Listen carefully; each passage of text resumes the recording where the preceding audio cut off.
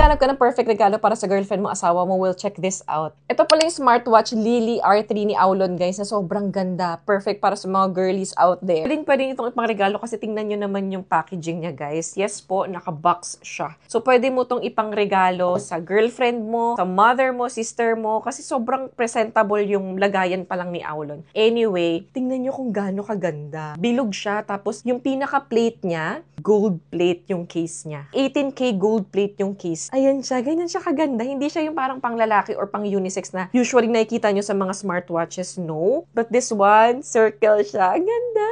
Meron tong raise to wake, customizable. Meron tong health monitor, menstrual tracker, waterproof din, kaya hindi mo na kailangan hubarin kung maghuhugas ka ng mukha mo, huhugas ka ng kamay mo, no need na. Yung pinaka-screen niya at resolution, tingnan nyo naman kung gaano yan ka-HD. Pwede mo tong magamit as remote kung mahilig kang mag-selfie o kaya mag-take ng pictures or videos. Itong watch face niya, pwede mo yung palitan, customizable yan. Kung gusto mo ilagay pictures mo, picture ng jowa mo, go, pwede. Meron siyang sports mode, pwede mo i-track yung walk, yung run, kung anong sports na meron ka. Ayan, steps. May heart rate monitoring. Meron siyang sleep monitoring. Weather, music. Pwede kang magbasa ng mga notifications at sumagot ng tawag using this smartwatch. Grabe guys, sobrang ganda talaga. At alam niyo naman kapag ka-Aulon, ito yung smartwatch na talagang sulit pero grabe yung quality. Kaya kung nag-iisip kayo at naghahanap kayo ng pangregalo sa girlfriend ninyo, kaya para sa sarili mo, check mo to kasi talagang ang ganda ng features at napakamura lang.